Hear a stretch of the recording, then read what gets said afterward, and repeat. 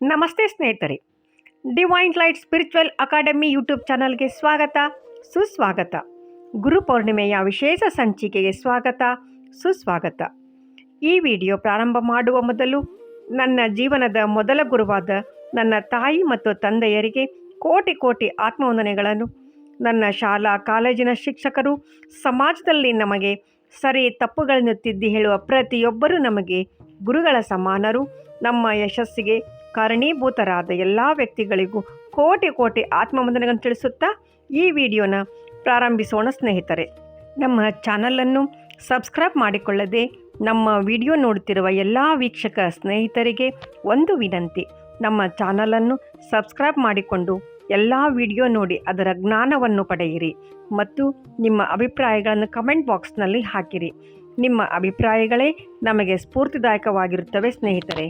ಗುರು ಬ್ರಹ್ಮ ಗುರು ವಿಷ್ಣು ಗುರುದೇವೋ ಮಹೇಶ್ವರ ಗುರುರ್ ಸಾಕ್ಷಾತ್ ಪರಬ್ರಹ್ಮ ತಸ್ಮೈ ಶ್ರೀ ಗುರುವೇ ನಮಃ. ಸ್ನೇಹಿತರೆ, ಇದು ಒಂದು ಗುರುವಿನ ಮಂತ್ರವಾಗಿದೆ. ಈ ಗುರುವಿನ ಮಂತ್ರದ ಅರ್ಥವನ್ನು ತಿಳಿಯೋಣ ಸ್ನೇಹಿತರೆ.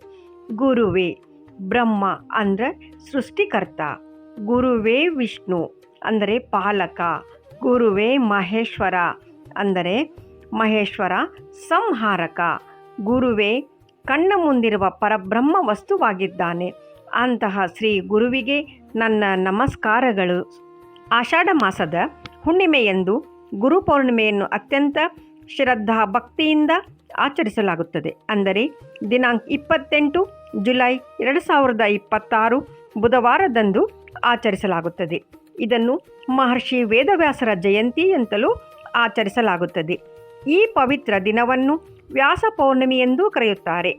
ಚತುರ್ವೇದಗಳನ್ನು ವಿಂಗಡಿಸಿ ಮಹಾಭಾರತ ಹಾಗೂ ಅಷ್ಟಾದಶ ಪುರಾಣಗಳನ್ನು ಪ್ರಪಂಚಕ್ಕೆ ನೀಡಿದ ಜಗದ್ಗುರು ಮಹರ್ಷಿ ವೇದವ್ಯಾಸರ ಜನ್ಮದಿನದ ನೆನಪಿನಲ್ಲಿ ಈ ದಿನವನ್ನು ಆಚರಿಸಲಾಗುತ್ತದೆ. ವಿವಿಧ ಧರ್ಮಗಳಲ್ಲಿಯೂ ಸಹ ಗುರು ಪೌರ್ಣಿಮೆಯನ್ನು ಆಚರಿಸಲಾಗುತ್ತದೆ ಸ್ನೇಹಿತರೆ. ಈಗ ಅವುಗಳನ್ನು ನೋಡೋಣ. ಸನಾತನ ಧರ್ಮ ಗುರುವನ್ನು ತ್ರಿಮೂರ್ತಿಗಳಾದ ಬ್ರಹ್ಮ, ವಿಷ್ಣು ಮತ್ತು ಮಹೇಶ್ವರರಿಗೆ ಹೋಲಿಸಿ ಪೂಜಿಸಲಾಗುತ್ತದೆ. ನಂತರ ಬೌದ್ಧ ಧರ್ಮ ಭಗವಾನ್ ಬುದ್ಧರು ದಿವ್ಯಜ್ಞಾನವನ್ನು ಪಡೆದ ನಂತರ ತಮ್ಮ ಮೊದಲ 5 ಜನ ಶಿಷ್ಯರಿಗೆ ಸಾರನಾಥದಲ್ಲಿ ಪ್ರಥಮ ಬೋಧನೆ ನೀಡಿದ ಪವಿತ್ರ ದಿನವಾಗಿದೆ. ನಂತರ ಜೈನ ಧರ್ಮ ಭಗವಾನ್ ಮಹಾವೀರರು ತಮ್ಮ ಮೊದಲ ಶಿಷ್ಯರಾದ ಗೌತಮ ಗಂಧರರಿಗೆ ಉಪದೇಶ ನೀಡಿದ ದಿನ ಎಂದು ಈ ಗುರುಪೌರ್ಣಿಮೆಯನ್ನು ಆಚರಿಸಲಾಗುತ್ತದೆ. ಗುರು ಶಿಷ್ಯರ ಪರಂಪರೆಯ ಐತಿಹಾಸಿಕ ಕಥೆಗಳನ್ನು ನೋಡೋಣ ಸ್ನೇಹಿತರೆ. ಏಕಲವ್ಯ ಮತ್ತು ದ್ರೋಣಾಚಾರ್ಯರು. ಏಕಲವ್ಯನು ಗುರುವಿನ ಪ್ರತಿಮೆಯನ್ನೇ ಇಟ್ಟುಕೊಂಡು ವಿದ್ಯೆ ಕಲಿತು ಗುರು ದಕ್ಷಿಣೆಯಾಗಿ ತನ್ನ ಹೆಬ್ಬೆರಳನ್ನೇ ನೀಡಿದ ಏಕಲವ್ಯನ ಶ್ರದ್ಧೆ ಮತ್ತು ಭಕ್ತಿಯನ್ನು ನೋಡಬಹುದು ಸ್ನೇಹಿತರೆ. ಸ್ವಾಮಿ ವಿವೇಕಾನಂದ ಮತ್ತು ರಾಮಕೃಷ್ಣ ಪರಮಹಂಸರು ಆಧ್ಯಾತ್ಮಿಕ ಅನ್ವೇಷಣೆಯಲ್ಲಿದ್ದ ಯುವಕ ನರೇಂದ್ರನಿಗೆ ಸತ್ಯದ ದರ್ಶನ ಮಾಡಿಸಿ ಜಗತ್ತು ಮೆಚ್ಚುವ ಸ್ವಾಮಿ ವಿವೇಕಾನಂದನನ್ನಾಗಿ ರೂಪಿಸಿದ ರಾಮಕೃಷ್ಣರ ಮಾರ್ಗದರ್ಶನ. ನಂತರ ಚಾಣಕ್ಯ ಮತ್ತು ಚಂದ್ರಗುಪ್ತ ಮೌರ್ಯ ಒಬ್ಬ ಸಾಮಾನ್ಯ ಬಾಲಕನನ್ನು ಭಾರತದ ಬಹು ದೊಡ್ಡ ಸಾಮ್ರಾಜ್ಯದ ಚಕ್ರವರ್ತಿಯನ್ನಾಗಿ ಮಾಡಿದ ಚಾಣಕ್ಯರ ಬುದ್ಧಿವಂತಿಕೆಯನ್ನು ನೋಡಬಹುದು ಸ್ನೇಹಿತರೆ. ಆಧ್ಯಾತ್ಮಿಕ ಮತ್ತು ವೈಜ್ಞಾನಿಕ ಮಹತ್ವ. ಋತುಮಾನದ ಬದಲಾವಣೆ. ಆಷಾಢ ಮಾಸವು ಮಳೆಗಾಲದ ಆರಂಭವನ್ನು ಸೂಚಿಸುತ್ತದೆ. ಪೂರ್ಣಿಮೆಯ ದಿವಸ ಚಂದ್ರನು ಪೂರ್ಣವಾಗಿ ಪ್ರಕಾಶಿಸುತ್ತಾನೆ. ಇದು ಮನಸ್ಸಿನ ಆತಂಕಗಳನ್ನು ಕಳೆದು ಶಾಂತಿ ಮತ್ತು ಜ್ಞಾನದ ಕಡೆಗೆ ಮನಸ್ಸನ್ನು ಕೊಂಡೊಯ್ಯುವ ಸಂಕೇತವಾಗಿದೆ. ಚಾತುರ್ಮಾಸದ ವ್ರತ. ಪ್ರಾಚೀನ ಕಾಲದಲ್ಲಿ ಮುನಿಗಳು, ಸನ್ಯಾಸಿಗಳು ಮಳೆಗಾಲದ 4 ತಿಂಗಳು ಒಂದೇ ಸ್ಥಳದಲ್ಲಿದ್ದು ಪ್ರವಚನ, ಧರ್ಮಬೋಧನೆ ಮಾಡುತ್ತಿದ್ದರು. ಇದಕ್ಕೆ ಚಾತುರ್ಮಾಸ ಎಂದು ಕರೆಯುತ್ತಾರೆ. ಇದಕ್ಕೆ ಚಾಲನೆ ಸಿಗುವುದು ಈ ಗುರು ಪೌರ್ಣಿಮೆಯ ದಿನದಂದು ಸ್ನೇಹಿತರೆ. ಆಧುನಿಕ ಸಮಾಜದಲ್ಲಿ ಗುರುವಿನ ಪಾತ್ರವನ್ನು ನೋಡೋಣ ಸ್ನೇಹಿತರೆ. ಕೇವಲ ಅಕ್ಷರ ಕಲಿಯುವುದಷ್ಟೇ ಅಲ್ಲ, ಇಂದಿನ ಡಿಜಿಟಲ್ ಯುಗದಲ್ಲಿ ಗೂಗಲ್ ಅಥವಾ ಇಂಟರ್ನೆಟ್ನಲ್ಲಿ ಮಾಹಿತಿ ಸಿಗಬಹುದು. ಆದರೆ ಆ ಮಾಹಿತಿಯನ್ನು ಸರಿಯಾಗಿ ಬಳಸಿ ಅದರ ಜ್ಞಾನವೂ ಸಿಗಬಹುದು. ಆದರೆ ಆ ಮಾಹಿತಿಯನ್ನು ಸರಿಯಾಗಿ ಬಳಸಿ ಜ್ಞಾನ ಮತ್ತು ವಿವೇಕರನ್ನಾಗಿ ಪರಿವರ್ತಿಸಲು ಒಬ್ಬ ನಿಜವಾದ ಗುರುವಿನ ಮಾರ್ಗದರ್ಶನ ಅಗತ್ಯವಿದೆ. ಜೀವನದ ಮೊದಲ ಗುರು ಎಂದರೆ ತಂದೆ, ತಾಯಿ, ನಂತರ ಶಾಲಾ ಕಾಲೇಜುಗಳ ಶಿಕ್ಷಕರು, ಸಮಾಜದಲ್ಲಿ ನಮಗೆ ಸರಿ ತಪ್ಪುಗಳನ್ನು ತಿದ್ದಿ ಹೇಳುವ ಪ್ರತಿಯೊಬ್ಬರೂ ನಮಗೆ ಗುರುವಿನ ಸಮಾನರು. ಗುರು ಪೌರ್ಣಿಮೆಯನ್ನು ಆಚರಿಸುವುದರಿಂದ ಮತ್ತು ಗುರುಗಳನ್ನು ಗೌರವಿಸುವುದರಿಂದ ಹಲವಾರು ಧಾರ್ಮಿಕ, ಆಧ್ಯಾತ್ಮಿಕ ಹಾಗೂ ಮಾನಸಿಕ ಲಾಭಗಳು ದೊರೆಯುತ್ತವೆ. ಆಧ್ಯಾತ್ಮಿಕ ಮತ್ತು ಜ್ಞಾನದ ವೃದ್ಧಿ, ಜ್ಞಾನೋದಯ ಹಾಗೂ ಮಾರ್ಗದರ್ಶನ. ಗುರುಗಳು ನಮ್ಮಲ್ಲಿರುವ ಅಜ್ಞಾನದ ಕತ್ತಲೆಯನ್ನು ಕಳೆದು ಜ್ಞಾನದ ಬೆಳಕನ್ನು ನೀಡುತ್ತಾರೆ ಸ್ನೇಹಿತರೆ.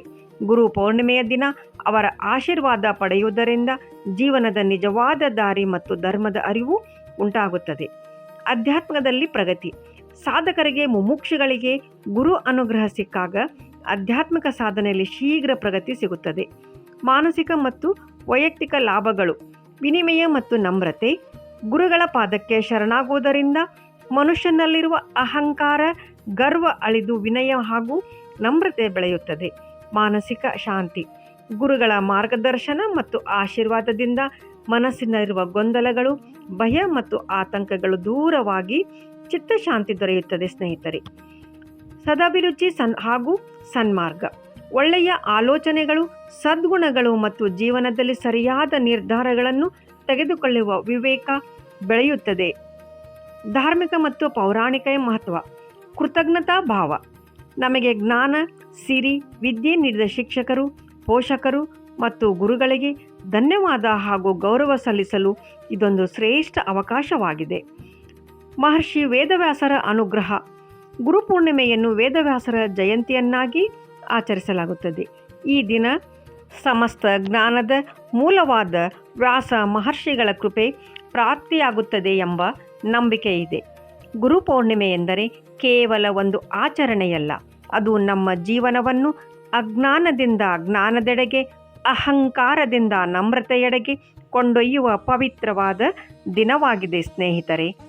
ಮಾತೃದೇವೋಭವ, ಪಿತೃದೇವೋಭವ, ಆಚಾರ್ಯ ದೇವೋಭವ. ನಮ್ಮ ಬದುಕಿಗೆ ಸರಿದಾರಿ ತೋರಿಸಿದ ಪ್ರತಿಯೊಬ್ಬ ಗುರುವಿಗೂ ಶಿರಸಾಷ್ಟಾಂಗ ನಮಸ್ಕಾರಗಳು. ಎಲ್ಲರಿಗೂ ಗುರುಪೌರ್ಣಿಮೆಯ ಹಾರ್ದಿಕ ಶುಭಾಶಯಗಳು. ಎಲ್ಲರಿಗೂ ಶುಭವಾಗಲಿ. ಸರ್ವೇ ಜನ ಸುಖಿನೋ ಭವಂತು.